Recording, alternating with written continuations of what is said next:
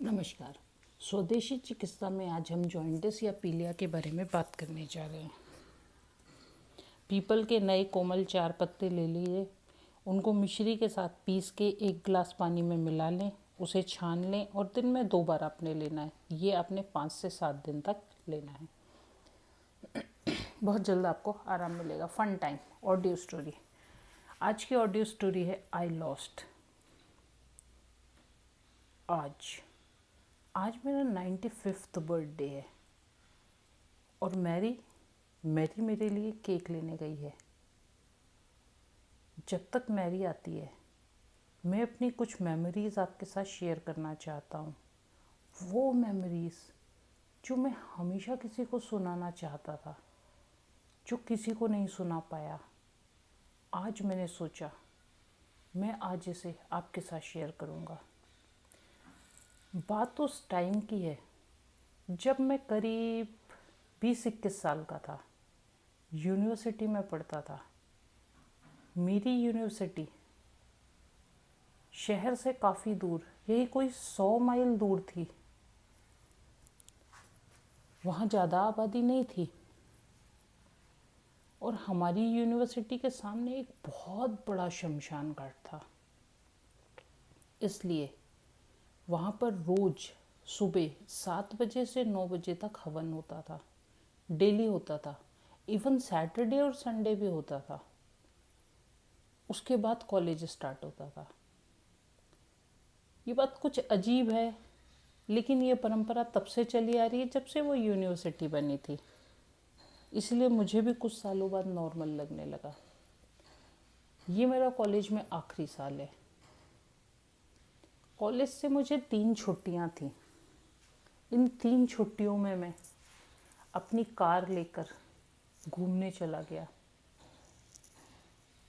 शाम को मैंने अपने दोस्त से पूछा, क्या वो मेरे साथ चलेगा? तो उसने कहा नहीं, वो इस वीक बिज़ी है, नहीं जाएगा, तुम घूमे आओ।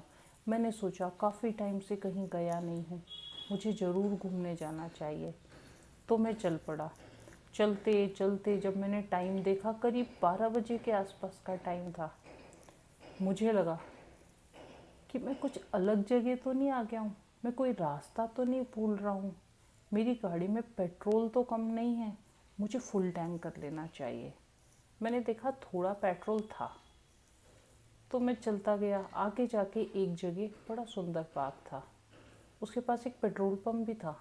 मैं वहाँ गया। मैंने पूछा, क्या पेट्रोल है?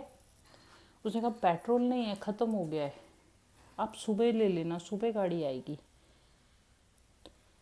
अगला पेट्रोल पंप कहाँ है? अगला पेट्रोल पंप यहाँ से थोड़ी दूर है, मुझे ज़्यादा नहीं पता, मैं नया हूँ, मैंने नया नया जॉब ज्वाइन किया है, इसलिए मुझे ज़्यादा नहीं पता, किसी और से पूछ लो, यहाँ जो लोकल लोग हैं उनसे पूछो। तो उसने अपनी कार साइड में खड़ी करी और थोड़ा सा टहलने लग गया। रात का 1 बजे का टाइम था, लेकिन अच्छा मौसम था, मुझे घूमने में मज़ा आ रहा था, अच्छा लग रहा था। अचानक मैंने देखा सामने से एक बहुत खूबसूरत लड़की, जिसके लंबे सुंदर ब्राउन कलर के हेयर, ब्लैक आइज़, उसने एक बड़ा सा गाउन पहना हुआ, लंबा सा ब्लू कलर का। इतनी सुंदर लग रही थी कि मैं सोचने लगा, काश इतनी खूबसूरत मेरी भी वाइफ हो। वो मेरे पास जब आई तो मैंने उनसे पूछा, क्या यहाँ कहीं पेट्रोल मिलेगा? यहाँ आसपास कोई पेट्रोल पंप है? तो उसने मुझे देखकर स्माइल दी। उसने कहा, आ जाओ, आप मेरे साथ आ जाओ। हम चल पड़े। रास्ते में मैंने उनसे उसका नाम पूछा, तो उन्होंने कहा मेरा नाम मैरी है। अब मुझे मज़ा आने लगा उससे बातें करने में। हम बातें करते गए। यही कोई आधे घंटे की वॉक के बाद हम उसके घर पहुंच गए। उसके घर में काफ़ी सारे लोग थे। उसके मम्मी पापा, भाई बहन, अंकल आंटी, दादी, कितने लोग थे। ये सोच रहा था इतने घर में इतने सारे लोग रहते हैं। फिर मुझे लगा आसपास कितने सारे घर हैं, वहाँ रहते होंगे। इतना सुंदर गांव, इतना साफ सुथरा। मुझे समझ में नहीं आ रहा था इन्होंने अपना गांव इतना साफ सुथरा कैसे रखा हुआ है।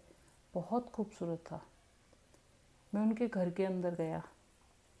वो मेरे लिए पता नहीं कौन सी ड्रिंक लेकर आई, ब्राउन कलर की थी, थोड़ी सी विस्कस, लेकिन मुझे उसके साथ रहना अच्छा लग रहा था तो मुझे मज़ा आ रहा था। मैं पीता गया। मुझे भूख भी लग रही थी। उसे पता नहीं कैसे पता चला मुझे भूख लग रही है। वो अपने आप ही खाना ले आई। हमने खाना खाया। फिर हम पास के पार्क में बैठ गए। हमने काफ़ी देर बातें करी, कितनी सारी बातें करी। मैंने उसे अपनी कितने सारे स्कूल टाइम की अपनी मेमोरी शेयर करी उसके साथ। उसे काफ़ी सारे बातें बताई, अपने कॉलेज की बताई। और इस तरह टाइम हमें पता ही नहीं चला कब पूरी रात निकल गई। मैंने घड़ी में देखा तो मैंने कहा 3:30 बज रहे हैं। वो कहने लगे अब तुम्हें जाना होगा, तुम जाओ। वो कहने लगा मैं नहीं जाना चाहता। मैरी मैं तुमसे मैरिज करना चाहता हूँ। मैरी मैं तुमसे शादी करना चाहता हूँ। क्या तुम मुझसे शादी करोगी? मैं तुम्हें प्यार करने लगा हूँ। तुम मुझे बहुत अच्छी लगती हो। मैरी मुस्कुराई, लेकिन बहुत उदास भी थी। मुझे समझ में नहीं आ रहा था वो उदास क्यों है। मैं कहा मैरी तुम इतनी उदास क्यों हो? मैरी ने कोई जवाब नहीं दिया। उसने कहा ये वक्त है तुम्हारे जाने का, तुम जाओ यहाँ से। मुझे समझ में ही नहीं आया वो मुझे जाने को क्यों कह रही है, लेकिन उसके कई बार कहने के बाद मैं वहाँ से चला गया। कई बार मैं मुड़ मुड़ के देखता रहा। मैरी लगातार मेरी ही तरफ देख रही थी। मैं चाहता था वापस लौट जाऊँ, लेकिन नहीं गया। फिर मैंने सोचा कल जाऊँगा। जब मैं वापस आ रहा था तो मैरी ने मुझे एक गिफ्ट दिया। एक छोटा सा पत्थर था, रेड कलर का। उसके बीच में पता नहीं एक ड्रैगन सा कुछ बना हुआ था। अलग ही था वो पत्थर। क्या था वो, लेकिन मुझे बहुत अच्छा लगा। उसने गिफ्ट दिया था तो मैंने रख लिया। फिर मैं आ गया। आते आते जब दिन हुआ मैं फिर पेट्रोल पंप वाले के पास गया। मैं क्या पेट्रोल? वो कहता बस गाड़ी लगी हुई है, अभी आप थोड़ी देर से आधे 1 घंटे में ले लेना। उतनी देर में उससे बातें करने लग गया। मैं क्या ये जो पास में गांव है यही कोई आधे घंटे पैदल चलने के बाद आता है? वो कौन सा गांव है? कहता साहब क्या कह रहे हो, यहाँ तो आसपास कोई गांव नहीं है, जंगल है वो। नहीं जंगल नहीं है, मैं रात गया था, मैं किसी के घर गया था, वहाँ मैंने खाना भी खाया है। नहीं साहब आपको गलती लग रही है, वहाँ कोई गांव नहीं है। कहता तुम्हें कुछ तो पता होगा, वहाँ नहीं होगा तो किसी और डायरेक्शन में होगा, लेकिन गांव है, मैं होकर आया हूँ। देखो, मैंने उसे एक पत्थर दिखाया, ये देखो। उन लोगों ने मुझे एक गिफ्ट भी दिया था। जैसे ही मैंने उसे पत्थर दिखाया वो आदमी थोड़ा सा पीछे हो गया।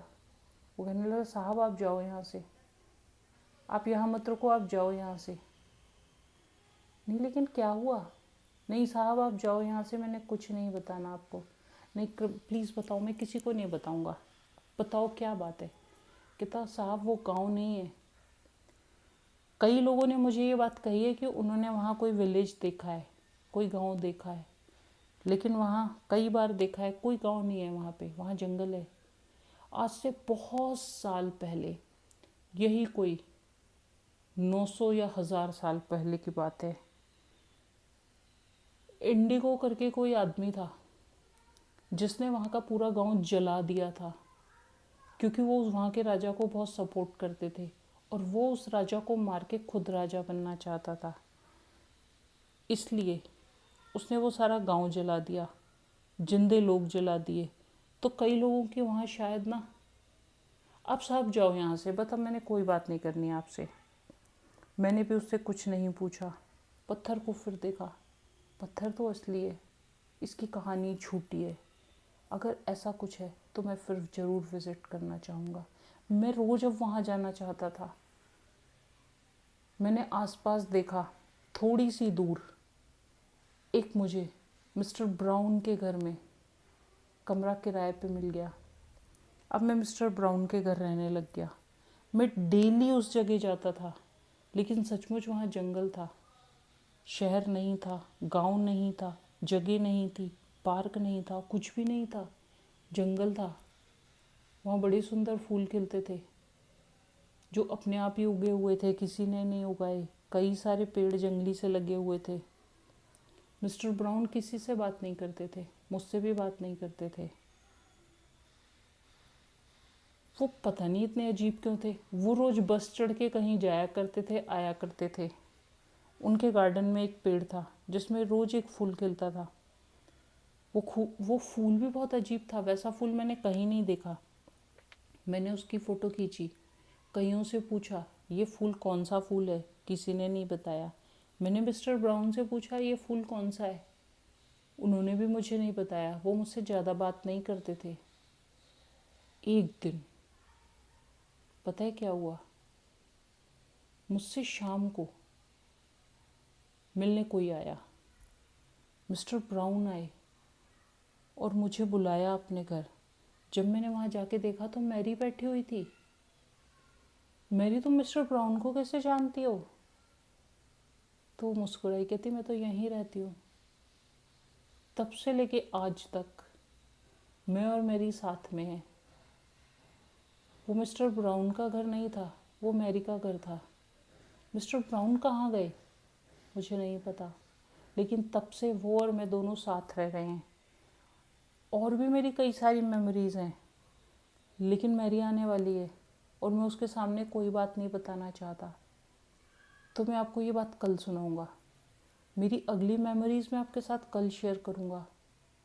मुझे लगता है मैरी आ गई। ओके, नमस्कार।